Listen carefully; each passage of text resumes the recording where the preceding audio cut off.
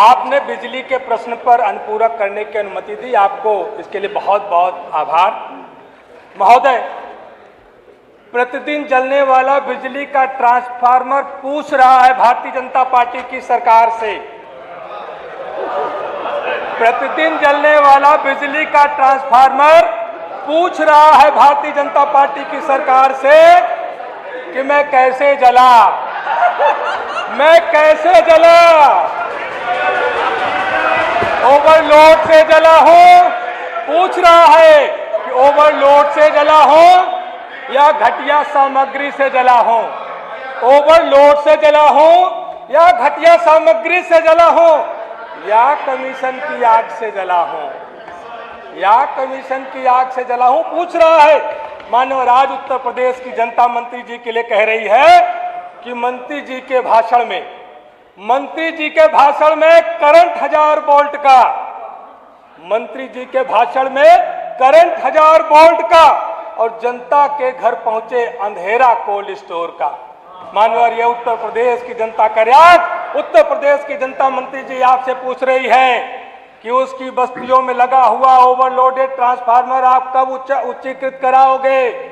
उत्तर प्रदेश की जनता पूछ रही है कि उसकी बस्तियों में लगा हुआ जर्जर विद्युत तार कब बदलवाने का काम करेंगे।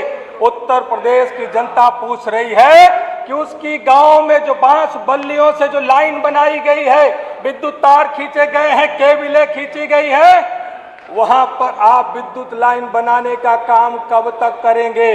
माननीय जो आपकी विजिलेंस कंपनी के लोग जाकर के उपभोक्ताओं का फर्जी वीडियो बना करके अपना फोन नंबर दे करके थाने में बुला करके रिश्वतखोरी करने का काम कर रहे हैं, उन पर लगाम लगाने का काम कब करेंगे, यह उत्तर प्रदेश की जनता पूछ रही है। माननीय जी प्रश्न पर आ रहा हूं। माननीय उत्तर प्रदेश की बिजली व्यवस्था आपके स्मार्ट मीटर से स्मार्ट होने वाली नहीं है। स्मार्ट व्यवस्था के लिए आपको स्मार्ट तार लगाना पड़ेगा, स्मार्ट ट्रांसफार्मर लगाना पड़ेगा और स्मार्ट इंफ्रास्ट्रक्चर बनाने पड़ेंगे, तब जाकर के व्यवस्था स्मार्ट हो पाएगी। माननीय मेरा पहला प्रश्न है माननीय मंत्री जी से कि रानीगंज विधानसभा के इसके पहले भी 2022 में भी बजट में एक गांव जाजापुर आया था, आपने जवाब दिया था कि हम ठीक करा लेंगे।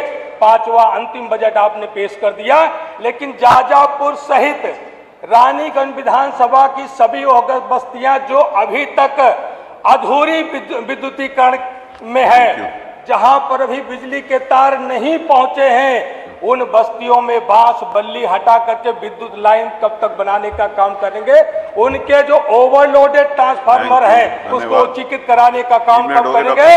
और माननीय प्रयागराज प्रतापगढ़ के अधिकारियों को निर्देशित कर देंगे, कुछ समस्याएं हैं बिजली के बिलों की, मैं उनसे बात करके उनका समाधान कराने का काम कर सकूंगा, तब जनता का हित होगा। धन्यवाद। माननीय मंत्री जी, ट्रांसफार्मर भी बोलने लगा। हाँ, अब आप बताएंगे उनको क्या पूछना है, बताओ। माननीय अध्यक्ष जी, अब चूंकि चाचा जी ने हमको टोका है, अरे वो पिछले चला गया, रिमाइंड में मत जाइए, आ गया, इसलिए तो आप इन्हें पहले उंगली करिए। मैंने भी सोचा कि मैं खाली सत्य कहूंगा, सत्य के अलावा कुछ नहीं कहूंगा। और सत्य ये है माननीय अध्यक्ष जी, सत्य ये है अब ये सत्य तो सुन लीजिए। प्रश्न का वो उसमें टाइम परिषद के सदस्य कर जब पद ग्रहण किया तब खा चुके और असत्य अभी बोल रहे। चलिए वो कोई बात नहीं, चलिए। सत्य ये है माननीय अध्यक्ष, प्लीज 2017 में राज्य में कुल उपभोक्ता थे 1,80,00,000, आज कुल उपभोक्ता है 3,72,00,000, 2 गुना से ज्यादा। 2017 में सत्य है, अब सुनिए, ये बताइए, अच्छी बात। 2017 में ऊर्जीकृत मजरों की संख्या थी 1,28,494, आज है 2,49,818 और उसमें भी 25,000 मजरे अभी भी विद्युतीकरण के लिए हम लोगों ने सर्वे, जैसा मैंने कहा, काम चालू है। आप सभी जागृत अपनी जनता को करके करवा लें। हमारा जो तकनीकी और वाणिज्यिक हानियों की बात थी, इनकी आधी हुई है। 2017 में 37-38% हुआ करती थी, आज 19% हुई है। और एक और अच्छी खबर मैं इस माननीय सदन को, माननीय अध्यक्ष जी, आपकी अनुमति से देना चाहता हूं कि हमारे अभी हाल में भारत सरकार के स्तर पे एक इंटीग्रेटेड सर्वे हुआ है, एक इंटीग्रेटेड रेटिंग हुई है हमारे पांचों विद्युत वितरण कंपनियों की। उन सब की रेटिंग में ऐतिहासिक सुधार हुआ है, सभी की रेटिंग में ऐतिहासिक सुधार हुआ है। अब रही बात ट्रांसफार्मर जलने की, माननीय मुकेश वर्मा जी ने कुछ स्पेसिफिक बातें किया है, हमको आप लिख के दे देंगे तो मैं उन्हें अवश्य दिखवा लूंगा। लेकिन जहां तक ट्रांसफार्मर जलने की बात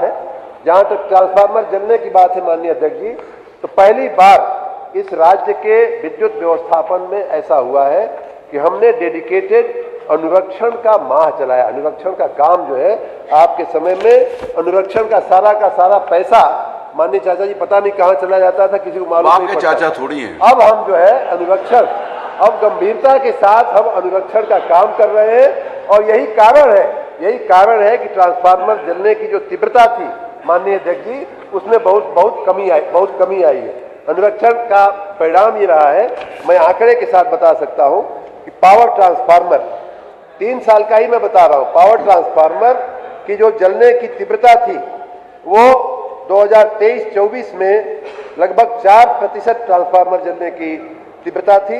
आज वो घट के माननीय अध्यक्ष जी 1% से भी कम हो गई है, 0.75 हो गई। उसी प्रकार बड़े हमारे डिस्ट्रीब्यूशन ट्रांसफार्मर जलने की जो तीव्रता थी वो लगभग 10% हुआ करती थी 2023-24 में, वो घट करके 8% हो गई है।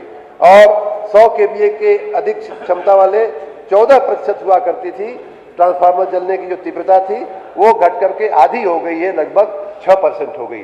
तो ट्रांसफार्मर जलने की तीव्रता कम हुई है, पहली बात। दूसरी बात कि ट्रांसफार्मर्स की रिपेयरिंग करने की जो हमारी 91 वर्कशॉप है, कार्यशालाएं हैं, उनको हमने हिदायत दिया है कि अगर 8 घंटा शहर में और 48 घंटा नगर गांव में अगर इससे ज्यादा समय लगता है तो हर ट्रांसफार्मर के पीछे किसी कर्मचारी को दंडित किया जाएगा, उसको क्षमा नहीं किया जाएगा।